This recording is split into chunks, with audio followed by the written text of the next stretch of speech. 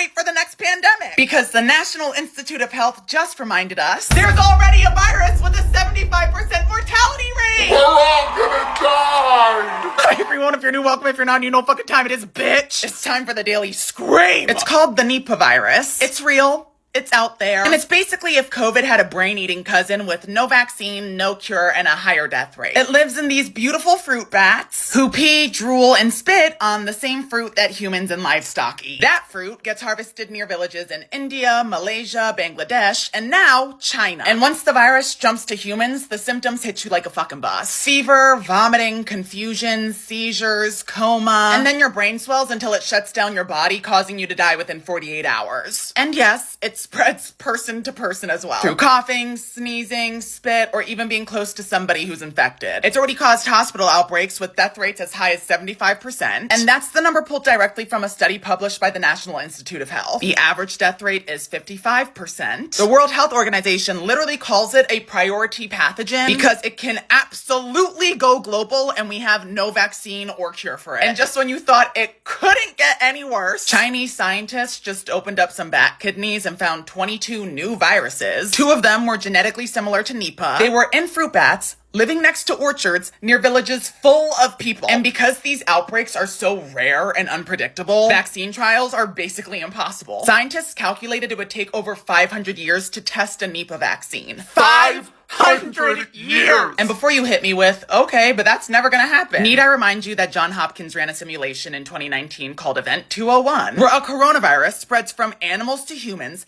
tanks the economy, and nobody knows how to communicate. Not even 2 months later, COVID. What you didn't know is they also ran a simulation in 2017 called SPARS, a fake pandemic set in 2025, where a virus spreads fast, has a high mortality rate, and gets worse because nobody trusts what the government is saying. All I'm gonna say is we ignored Event 201 and the entire world shut down. If we ignore the SPARS simulation and the Nipah virus, girl, there will be no need for a global lockdown. Because bitches are gonna start dropping like flies left and right. Yeah, yes! Oh my god, yes! We've had more shootings in the United States than we've had days in the calendar year. Let me say that again. We've had more shootings in the United States than days of the fucking year. That's not a metaphor. That is a statistic. This weekend alone, 2 students were killed at Brown University. Ella Cook and Muhammad Aziz Amirzakov. Ella was a sophomore. Muhammad was a freshman who wanted to become a neurosurgeon. 9 more people were injured. And final exams were canceled because students were running for their lives. And this wasn't just the only event that transpired. In Brooklyn, 6 teenagers ages 15 to 17 were shot outside of a birthday party. Fortunately, though they're in the hospital, they all survived. But we've now had hundreds of mass shootings this year alone. And one of the victims at Brown University also survived the Parkland shooting. Imagine surviving one massacre just to relive that same exact nightmare again. And every single time the response is the same. Thoughts and prayers. This isn't a gun problem, it's a mental health problem. Except here's the part that they don't say out loud. The same administration using mental health as a scapegoat for gun violence cut funding for mental health programs. They stripped grants meant for counselors in schools. The exact places they need help. You don't get to mourn with one hand and then defund prevention in another. Other countries have passed gun laws, and shocking to none, gun violence went down. So clearly, passing stricter gun laws isn't complicated, it's just a political inconvenience. And while we're watching this carnage unfold, Jewish families in Australia are grieving because of an anti-Semitic attack on people celebrating Hanukkah. 16 people were killed, families destroyed, children are traumatized, and instead of showing solidarity, Netanyahu used it as a political weapon, blaming Australia's Prime Minister for recognizing Palestine, as if recognizing Palestinian humanity somehow causes anti-Semitism. Anti-Semitism is real. It is violent. It should be condemned without hesitation. But exploiting Jewish grief to justify more violence anywhere? That's not justice, it's propaganda. What connects all of this is leaders refusing to take accountability, who trade human lives for power and tell us to pray instead of protecting us. We aren't unlucky, we are being failed deliberately. And I'm exhausted having our government watch us scream into a void full of bullet holes. To anybody in Australia who lost loved ones, I am so sorry for your loss. To the families of Ella and Muhammad, I am so sorry for your loss. To the children who were shot in Brooklyn, I'm hoping you have a quick and safe recovery. But we shouldn't just be sending thoughts and prayers. There needs to be a change. Oh, well, this isn't weird.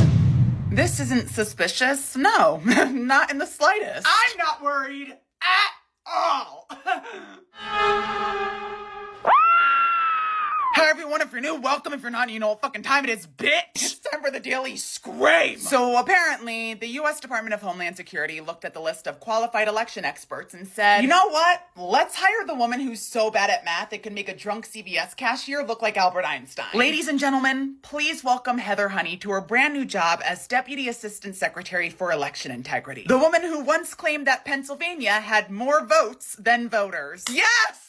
Election integrity! And who appointed her? None other than our beloved toupee comb-over commander-in-chief. Mind you, this is the same woman whose bullshit numbers got quoted on January 6th by our orange-tinted tyrant right before his fans stormed the fucking Capitol like it was a Black Friday deal at Best Buy. She literally helped run the Arizona audit that spent 6 months looking for fraud, but instead just found that Biden won by more votes. And now she's running election security at a federal level. Babe, this is like a pyromaniac running the fire department! And what's even crazier is this job didn't even exist. They made up the position so they could shove their conspiracy theory girlies straight into the DHS and call it integrity. The actual experts who protected elections from Russian hacks, fired. Yeah, they're gone. They were replaced with this bitch and her Etsy audit company. And what's next? They're talking about getting rid of mail ballots, getting rid of voting machines. They want full state voting lists so this Cheeto Napoleon can hoard your voting data. Bitch, why would you need to know every voter's information and who they voted for?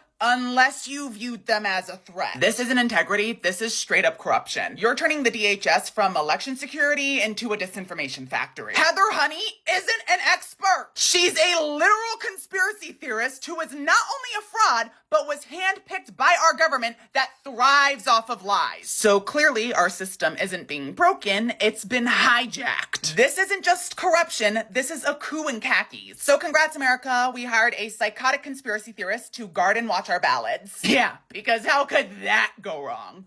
Oh, goody! Hitler's fan club has started its revoking arc. This time with more fascism and fewer civil rights. The Justice Department is prioritizing Denaturalization! You know, stripping Americans of their citizenship. Hi everyone, if you're new, welcome. If you're not, you know what fucking time it is, bitch. It's time for the Daily Scream. If you weren't born in this country and became a citizen, good luck, babe. Because under Trump 2.0, the Department of Justice can now decide that you lied, committed fraud, or maybe committed a crime. And poof, bye-bye passport. This isn't law enforcement. This is, if you don't like us, love us, and vote for us, then you don't belong here. The U.S. government plans on revoking citizenship like it's a limited time offer. And the best part? They're doing it through civil litigation. Which means this isn't a criminal trial. So there's no guaranteed lawyer, no jury, no you have the right to remain silent, because it's technically not a crime. It's just the government deciding that you don't deserve to exist here anymore. In civil court, the rules are looser. The standard for proof is lower. So all they have to do is show that it's more than likely that you lied or did something wrong, and then that's it. You're gone. That means they can revoke your citizenship for accusations with no conviction. Oh, and they're expanding it too. So maybe you posted or retweeted something that they don't like. Yeah, bye-bye. Zoran Mamdani, the literal mayoral candidate for New York City, is being threatened with denaturalization by Trump for calling out ICE. Meanwhile, there are actual Nazis and KKK members attending Trump's rallies that are proudly calling themselves Americans. And for all the immigrants who voted for Trump under the guise of, but I came here legally, I became a US citizen the right way. Congrats, you just handed over a pair of scissors to a bitch who wants to cut up your passport. You thought you were safe because you followed the rules? Sweetie, do you know anything about American history?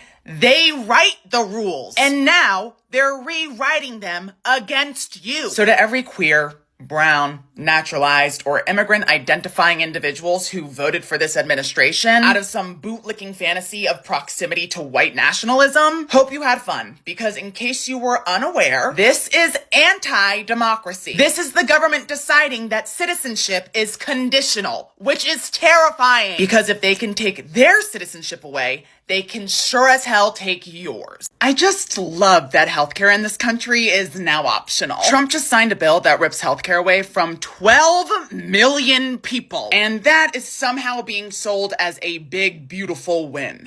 Right. I mean, to be fair, it's a win if you're a billionaire, but everybody else? Congrats! this, you're fucked. This bill doesn't just slash Medicaid, it targets Planned Parenthood, which is a bit odd to me, considering Medicaid already can't cover abortions. The Hyde Amendment has been blocking that for decades. But this new law says if you're on Medicaid, you can't even go to a Planned Parenthood for anything.